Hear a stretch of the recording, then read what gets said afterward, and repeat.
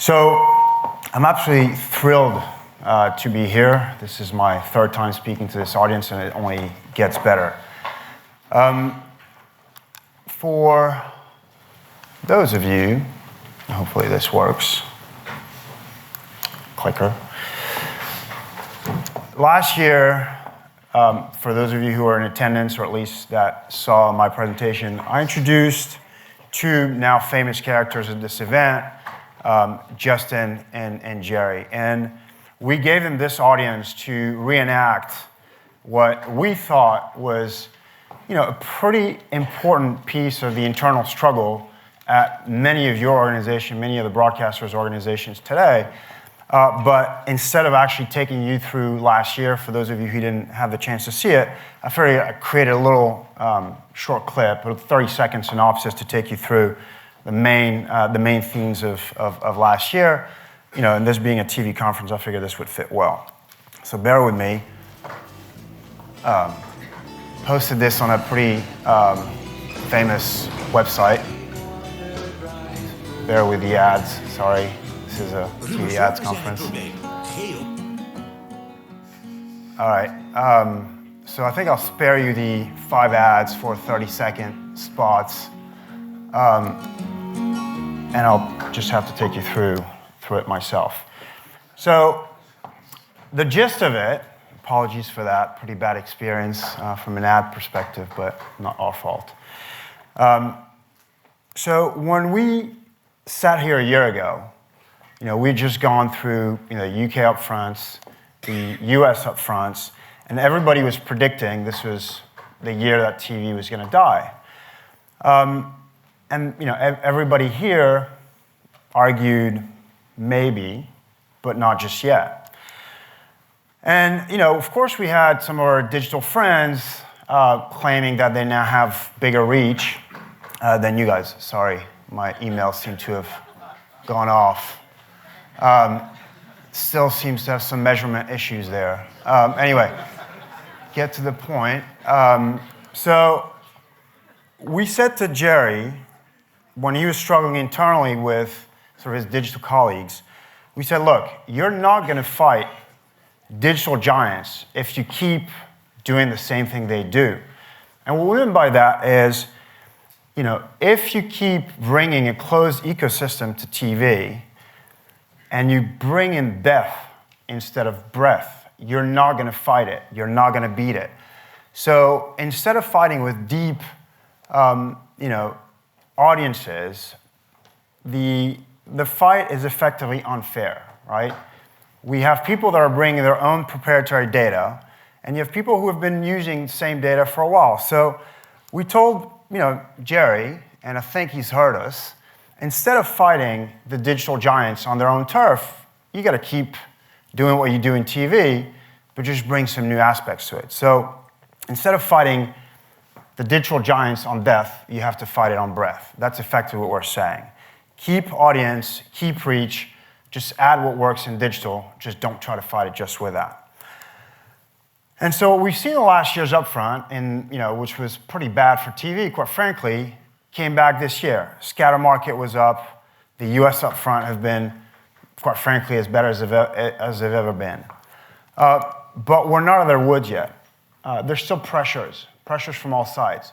The buy side is still pressuring a lot of the people in this room to evolve their trading models, to make it simpler, to make it more automated.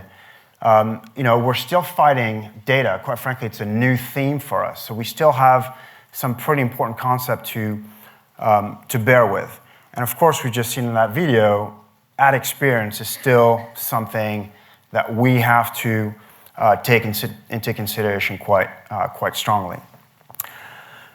But what we believe on our side of the world as a tech platform for the broadcast industry is there are 3 key pillars that the TV industry has to embrace if it is going to be successful in trying to keep the ecosystem growing. I'll focus on the first one to start with.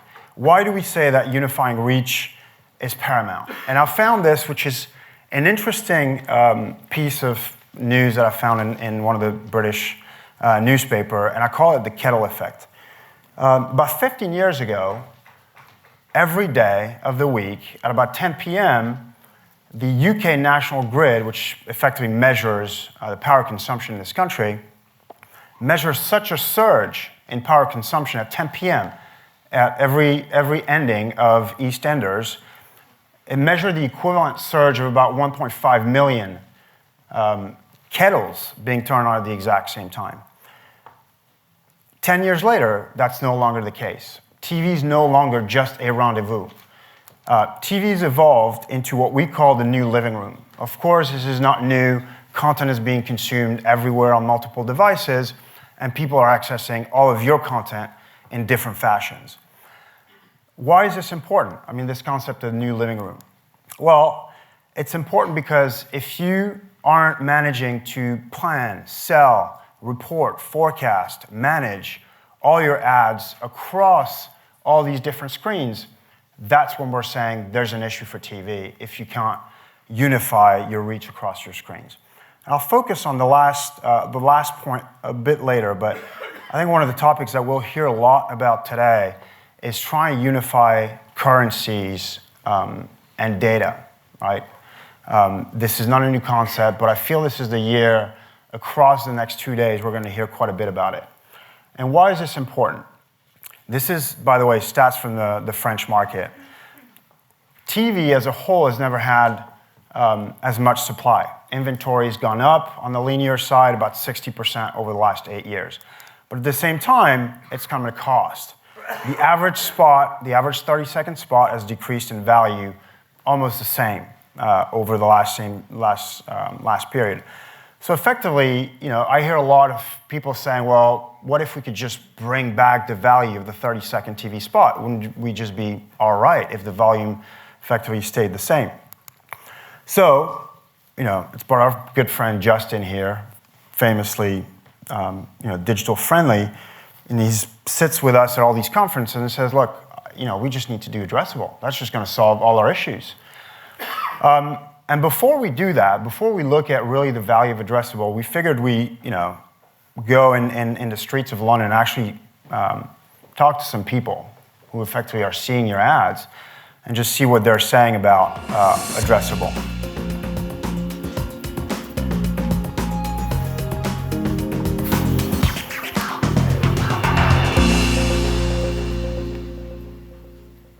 Addressable? No, I've never heard of it. No, I don't think so. No. No. No, honestly not. I don't know what it is now. No. No. No, I haven't. No. I haven't heard of it, but I can only imagine that it's tailoring the advert to that consumer profile.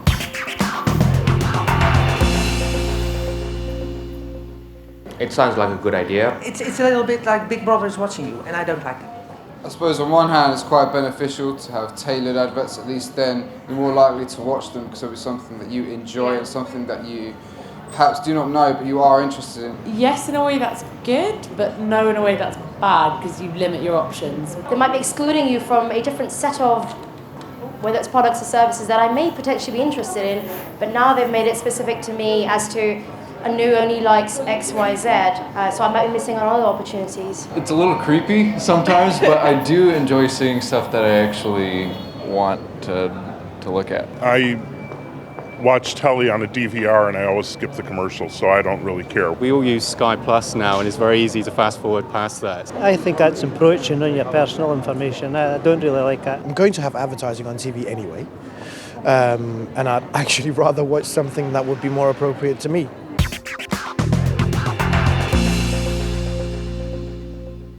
It depends what data it is. So if you specify what the data is that you need for the adverts, then I would confirm, if I'm comfortable with you having it or not. I'm fairly comfortable with it. It's not something I'd quite like, really, personally. I wouldn't like it very much. No, I wouldn't be happy with that. Wouldn't be happy with that at all. Yeah, I think we're definitely of the generation where you're just used to that being okay.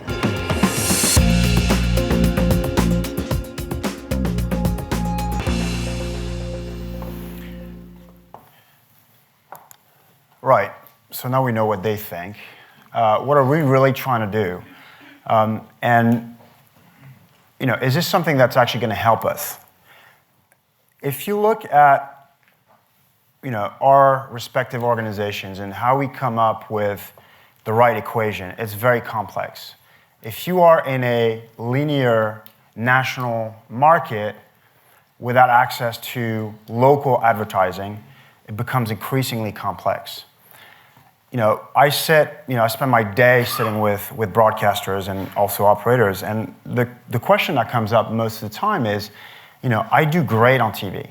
I'm the number 1, number 2, number 3 sales house in my country, and quite frankly, my GRPs are quite high. Why would I all of a sudden start piecemeal my inventory to try aggregate it back up?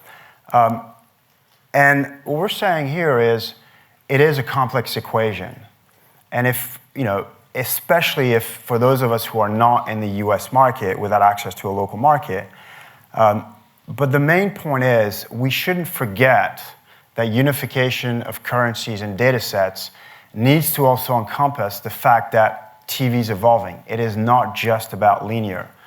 So I want to take you through just the conclusion from our perspective. And we, again, speak to you guys on your everyday strategic initiatives. We think, and this might be very pompous, but we think that if you are going to focus on building an addressable opportunity in your respective organizations, you have to do it for the new living room, not just for linear. And I see too often broadcasters, operators focusing on the end goal of just building it for linear. But your consumers are consuming TVs on VOD, on your live simulcast platform. Those are great addressable opportunities today. The main thing here is you have to grow together with the ecosystem. In Europe, most of the broadcasters don't own the consumer in the sense that they don't own the set-top box or the end consumer data. And it's very important. So the way we look at it is, if you're trying to build that ecosystem between the operator, the distributor, and the programmer, you have to do it together. Find the right equation that works for both those sets. And then finally, addressable, our data, is about bringing additional liquidity to the marketplace. And it's about enabling the agencies, the buyers, to trade more automatically or in automated fashion. I'm not going to use the word programmatic, promise that to myself today, in a way that is secure and fair. And what we mean by secure, and I'll use something that Jamie West said yesterday, it means it's TV compliant. It means you're not screwing up TV. It means you're not putting 2 ads of the same type of industry next to each other. It means you're not repeating the ads in a break. So again, all these things make for a safe environment, a safe addressable environment. And to finish, addressable works well in IP and mobile. The digital guys have proven that. We need to take it a step further. We need to make sure that it works across the consumption of our entire content today, to finish down the line at some point. Maybe it's not 17, maybe it's not 18, but at some point we'll get to linear, only if we do the first few steps right. Thank you.